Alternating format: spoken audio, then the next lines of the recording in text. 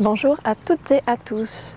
Aujourd'hui, je vous propose de mettre un petit peu de côté les postures d'étirement, de renforcement pour se concentrer et se focaliser sur quelque chose qui est essentiel dans la pratique du yoga, la respiration.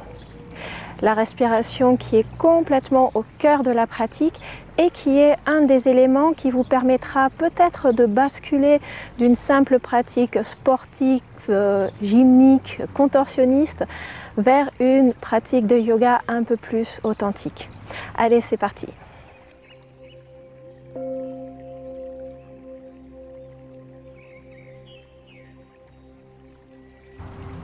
Et on va commencer par quelques petits exercices de respiration. Après, je vous parlerai un petit peu de la respiration dans le yoga et de quelques principes techniques au niveau de cette respiration et on refera de nouveau une pratique après.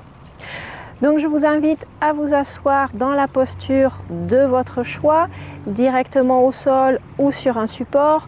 Moi je suis assise sur un bloc de yoga, vous pouvez prendre un bloc de yoga, un bolster, un coussin, ce que vous voulez, mais il est important d'être confortable. Une fois installé, je vous propose de fermer doucement les yeux et de sentir les os sous les fesses, les ischions, fermement ancrés dans votre tapis de yoga ou dans votre support. Et à partir de cette base stable, allongez le dos, allongez le sommet du crâne vers le ciel. Les mains sont posées sur les cuisses ou les genoux, paume de main vers le sol ou vers le ciel au choix. Relâchez bien les bras, relâchez bien les épaules, relâchez bien les traits du visage. Ramenez légèrement le menton vers l'arrière, de façon à ce que la tête soit bien au-dessus de la poitrine et la poitrine bien au-dessus du bassin. Et ramenez votre attention vers la respiration. Sans chercher à modifier quoi que ce soit pour le moment, observez la respiration naturelle, telle qu'elle est simplement en cet instant précis.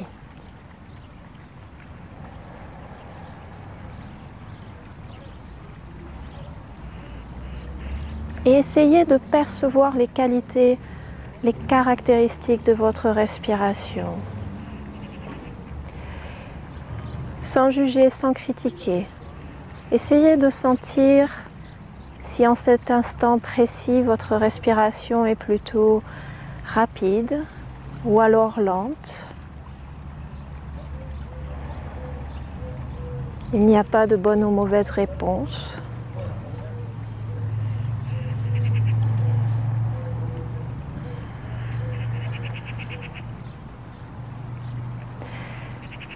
Est-ce que la respiration est plutôt superficielle, c'est-à-dire dans le haut de la poitrine, ou alors profonde, c'est-à-dire qui descend jusque dans le ventre? Pareil, pas de bonne ou mauvaise réponse, essayez simplement de sentir ce qu'il se passe.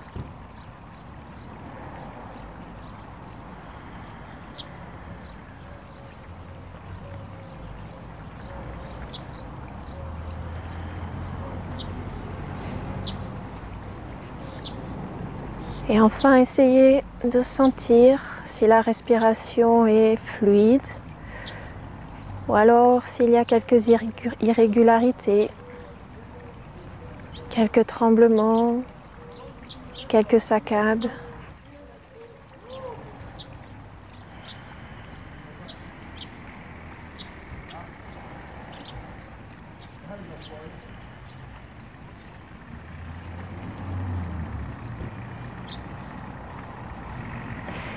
Et vous pouvez conserver les yeux fermés ou les garder légèrement entrouverts. On va faire un exercice qui s'appelle Samavriti, le mouvement équilibré. Je vais compter pour vous, on fera des inspirations par le nez sur 5 temps et des expirations par le nez aussi sur 5 temps à nouveau. Si jamais cet exercice est un petit peu compliqué, que vous vous sentez à bout de souffle en cours d'exercice, n'hésitez pas à relâcher l'effort et revenir simplement à l'attention portée à la respiration. Avant de commencer, profonde inspiration par le nez et profonde expiration.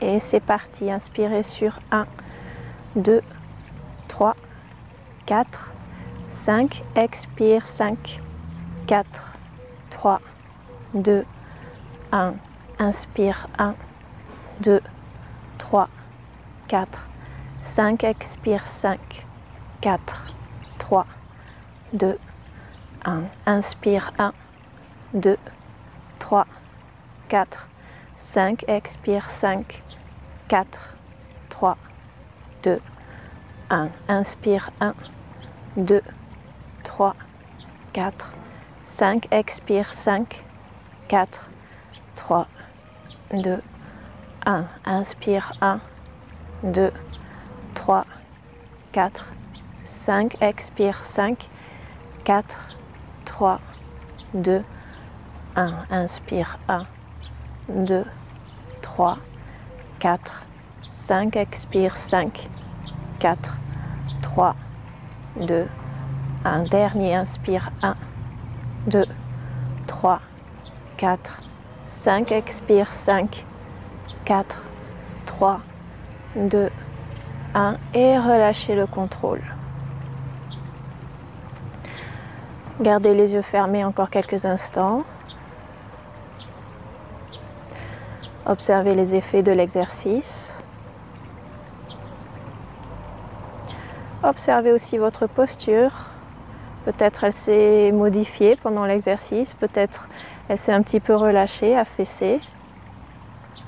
Auquel cas, reprenez conscience de votre corps, réajustez.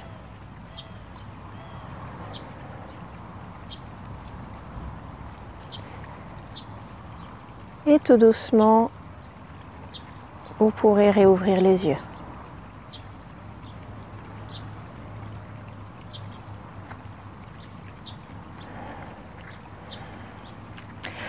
Avant de continuer la pratique des exercices, je vais vous parler un tout petit peu de la respiration dans le yoga.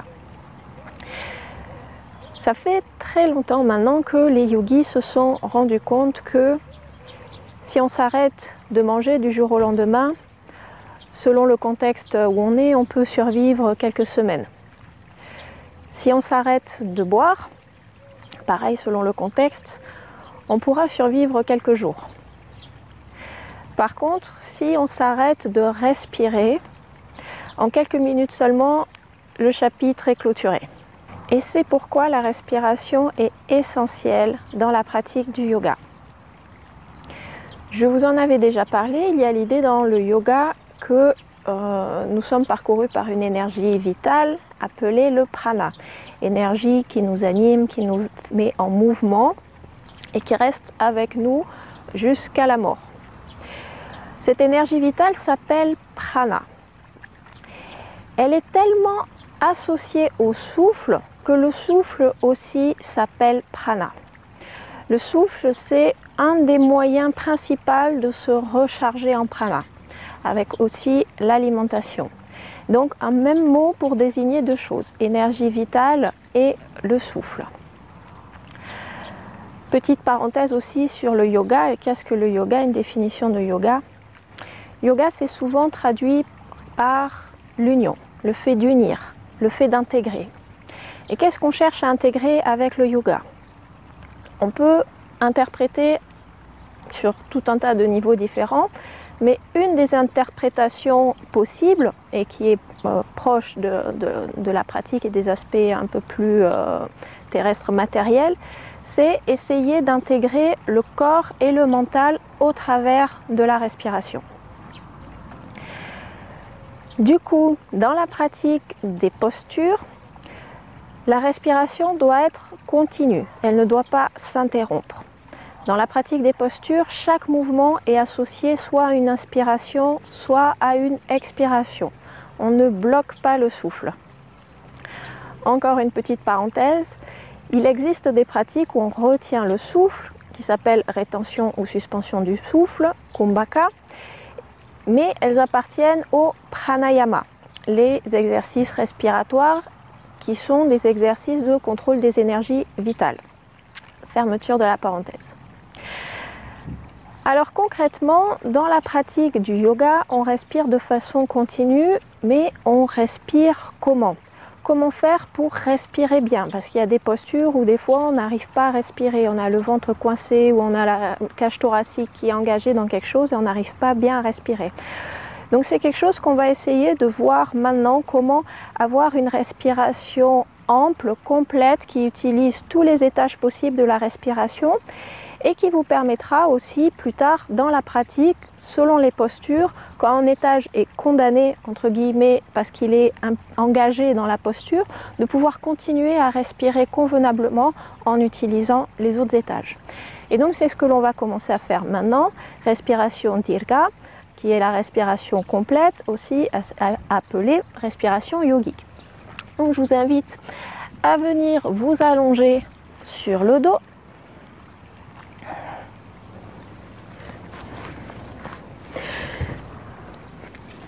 Les jambes repliées, les pieds écartés un peu plus que la largeur des hanches, éventuellement la largeur du tapis.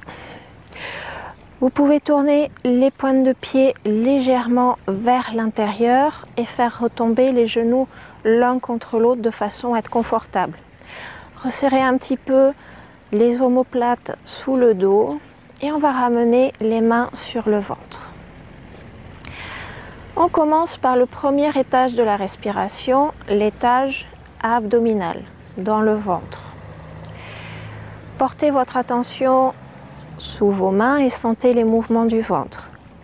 Essayez de sentir le ventre qui se gonfle à l'inspiration, avec le nombril qui s'élève vers le ciel et qui se dégonfle à l'expiration, avec le nombril qui redescend vers le sol. Et continuez. Prenez conscience de ces mouvements.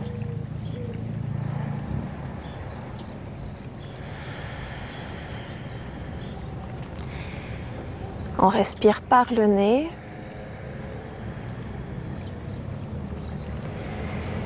Et essayez d'accentuer les mouvements. Le mouvement le plus ample possible, mais en restant tout de même confortable.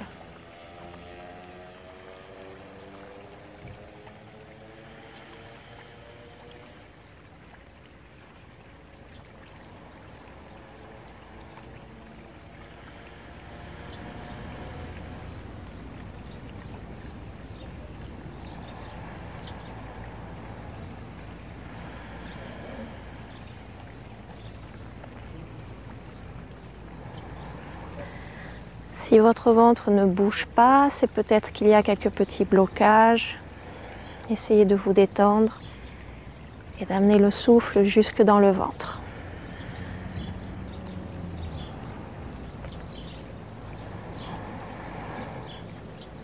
Nous sommes donc ici à l'étage abdominal qui utilise le diaphragme, le muscle principal de la respiration. Cette respiration dans le ventre, c'est une respiration qui est très relaxante, très reposante. C'est celle des bébés. C'est celle aussi du sommeil profond lorsque l'on est bien détendu.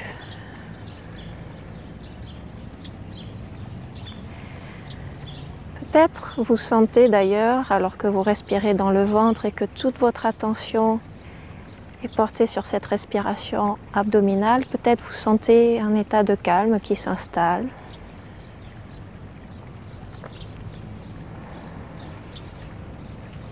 Respiration très apaisante.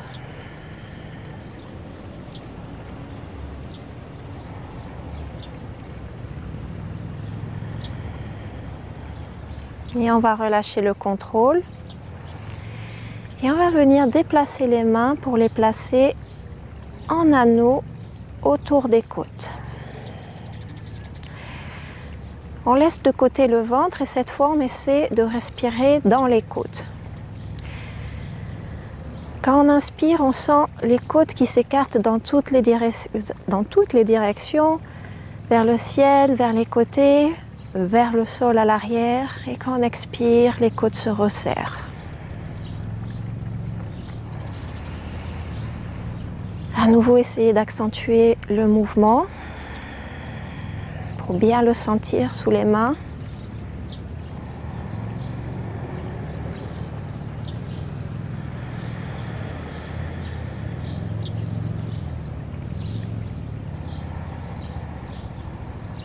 Étage thoracique ou costal qui cette fois implique tout un tas de petits muscles situés entre les côtes, dans le dos.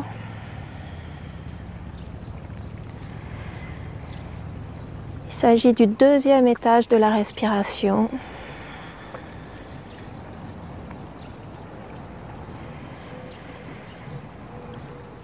Et cet étage, il est impliqué lorsque l'on fait un effort physique soutenu et qui fait que l'on a besoin subitement d'un grand apport d'air, un grand apport d'oxygène. Et donc l'étage costal, l'étage thoracique qui permet de brasser rapidement une grande quantité d'air, mais qui a un rendement plus faible qu'on ne le pense car l'implication de tous ces petits muscles entre les côtes, dans le dos, consomme en même temps beaucoup d'énergie.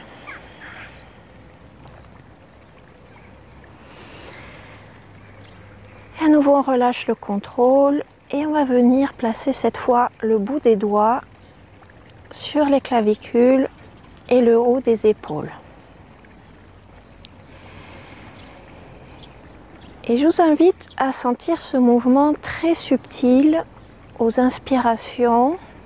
Peut-être vous allez sentir que les épaules et les clavicules se déplacent légèrement vers les oreilles, surtout à la fin des inspirations, et ensuite s'éloignent aux expirations.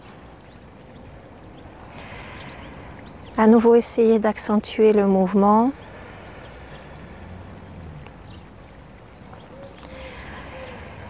Nous sommes là au troisième étage de la respiration, respiration claviculaire.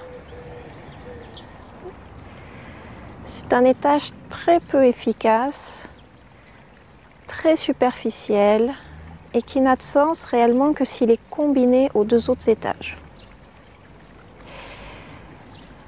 Mais pour le moment, essayez d'accentuer quand même un petit peu et peut-être observer les sensations dans le corps. Peut-être vous sentirez que lorsque l'on respire avec les clavicules, on n'a pas vraiment cette sensation d'apaisement, de détente. Au contraire, peut-être un peu plus d'agitation, peut-être un peu de stress. Et c'est normal car cette respiration claviculaire, cette respiration superficielle, elle a tendance à se mettre en place quand on est stressé.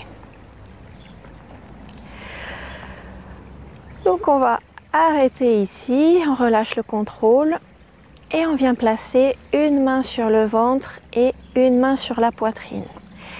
Et cette fois, on va essayer d'intégrer les 3 étages dans une respiration complète. Alors comment ça se passe? Sans à-coups et sans faire de pause entre les étages, on essaie de garder la respiration la plus fluide possible. On inspire en commençant par remplir le ventre. Quand le ventre est plein, sans à-coups, on fait monter le souffle dans la poitrine, les côtes s'écartent.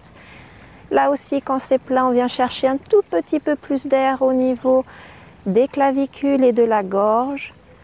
Et ensuite, on expire, on dégonfle tout.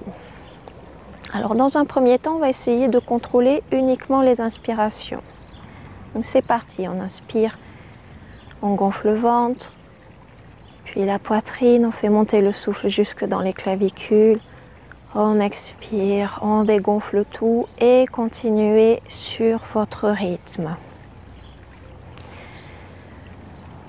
Vous pouvez imaginer une vague qui part du bas du ventre et qui remonte au fur et à mesure de l'inspiration et qui redescend aux expirations.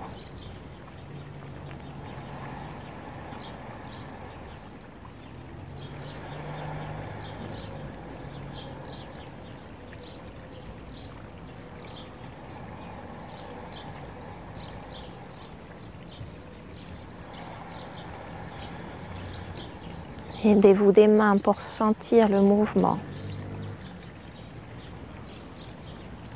Les mains ne pressent pas, les mains n'agissent pas, les mains servent juste de capteurs pour pouvoir suivre le trajet du souffle.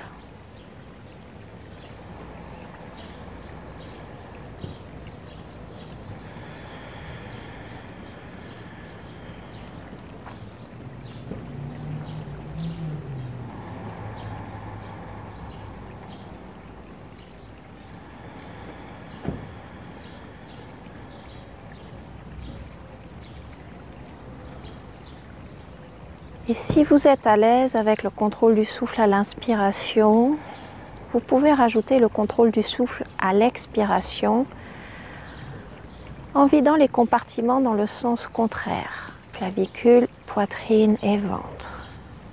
Donc on inspire, on gonfle d'abord le ventre puis la poitrine et ensuite les clavicules, et on expire, on commence par les clavicules, ensuite la poitrine et enfin le ventre.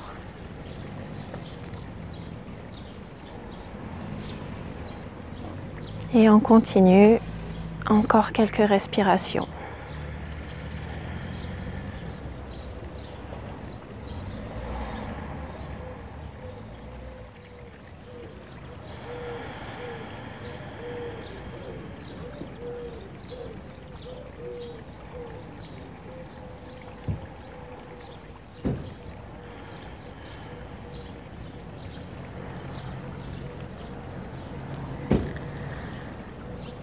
Tout en restant confortable, cherchez quand même l'amplitude des mouvements amples.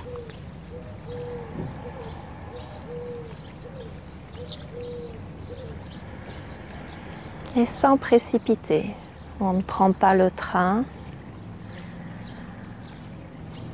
Au contraire, essayez de voir si en gagnant en amplitude, la respiration ne peut pas ralentir un petit peu.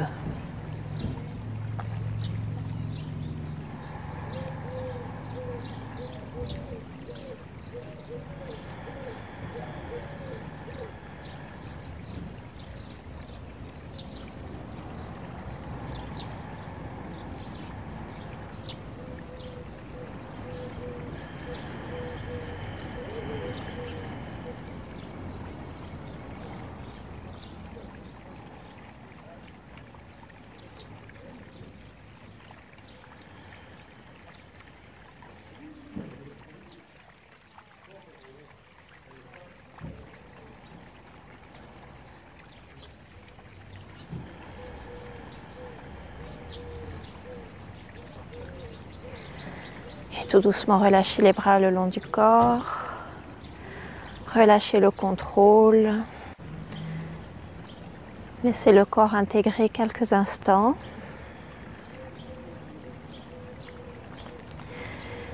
Et faites confiance au corps dans sa capacité à se rappeler ce qu'il vient de faire.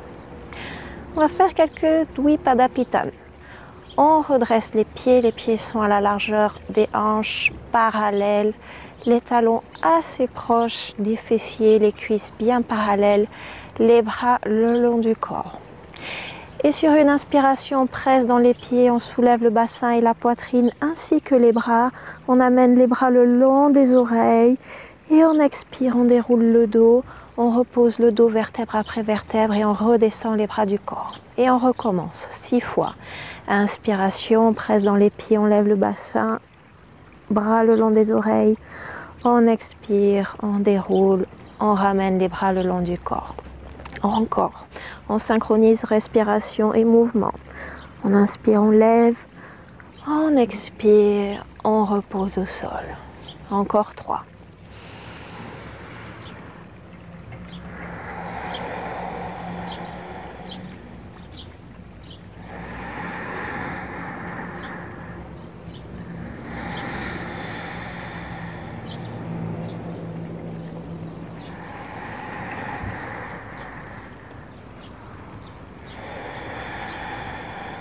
Et un dernier bonus pour la route. Et on expire, on relâche bien. Et tout doucement, on va pouvoir basculer sur le côté, presser dans les mains et revenir tout doucement assis dans une position confortable. Et à nouveau, vous pouvez prendre votre support pour vous asseoir dessus. Prenez le temps de vous installer et on va refaire l'exercice que l'on avait fait en début de séance, Samavriti, le mouvement égal. On commencera sur 5 temps et en cours de pratique, on essaiera d'aller sur 6 temps. Si jamais vous sentez que ça ne vous convient pas, vous êtes libre de réduire le compte à 5, 4 ou même 3. On commence par une profonde inspiration, profonde expiration et c'est parti. Inspire 1, 2, 3, 4, 5. Expire 5, 4, 3, 2, 1. Inspire 1, 2, 3, 4, 5. Expire 5, 4, 3, 2, 1. Inspire 1, 2, 3, 4, 5. Expire 5, 4, 3, 2, 1. Inspire 1, 2, 3, 4, 5. Expire 5, 4, 3, 2, 1. 6 temps. 1, 2, 3, 4, 5, 6. Expire 6, 5, 4, 3, 2, 1. Inspire 1, 2, 3, 4, 5, 6. Expire 6, 5, 4, 3, 2, 1. Inspire 1, 2, 3, 4, 5, 6. Expire 6, 5, 4, 3, 2, 1. Inspire 1, 2, 3, 4, 5, 6. Expire 6, 5, 4, 3, 2, 1. Inspire 1, 2, 3, 4, 5, 6. Expire 6, 5, 4, 3, 2, 1. Dernier 1, 2, 3, 4, 5, 6. Expire 6, 5, 4, 3, 2, 1. Et relâchez le contrôle.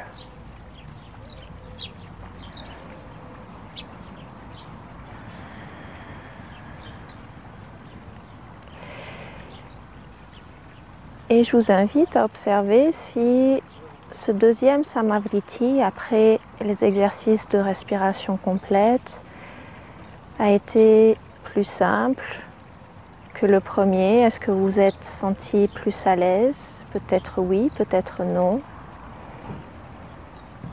Est-ce que le fait d'avoir appris au corps à respirer de façon complète, ample, a changé quelque chose à la pratique de Samavriti?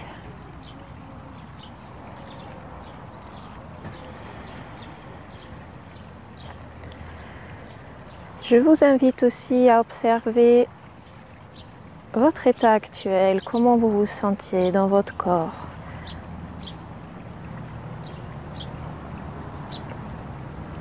Comment sont vos pensées?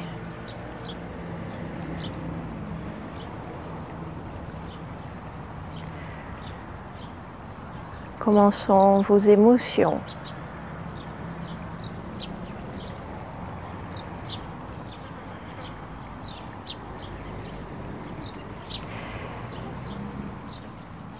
Les techniques de respiration et d'attention portée à la respiration sont très efficaces pour calmer le mental, pour apporter l'apaisement.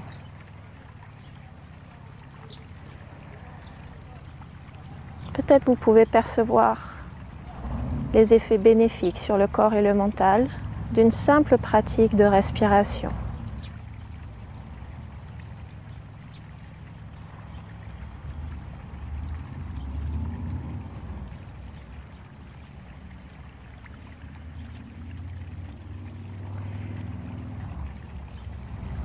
Et tout doucement, je vous invite à porter les mains devant la poitrine et à venir frotter les paumes de main vigoureusement l'une contre l'autre. On frotte, on frotte, on frotte. Et on vient placer les paumes de main devant les yeux sans toucher les globes oculaires. Sentez la chaleur qui diffuse des mains vers les yeux. Gardez les yeux fermés. De nouveau, on frotte, on frotte, on frotte, on frotte. On crée de la chaleur, on crée de l'énergie. On active le prana dans les mains. De nouveau, on vient porter les mains devant les yeux. Et cette fois, dans l'obscurité des mains, on pourra doucement réouvrir les yeux. Et quand vous êtes prêt, on pourra redescendre les mains. Voilà, c'est tout pour aujourd'hui. J'espère que ce petit point, ce petit focus sur la respiration vous aidera à faire évoluer votre pratique. La respiration complète s'applique parfaitement à la pratique des asanas par la suite. Il est important de savoir bien respirer de façon ample, fluide et régulière dans une pratique des postures. Je vous laisse ici pour aujourd'hui.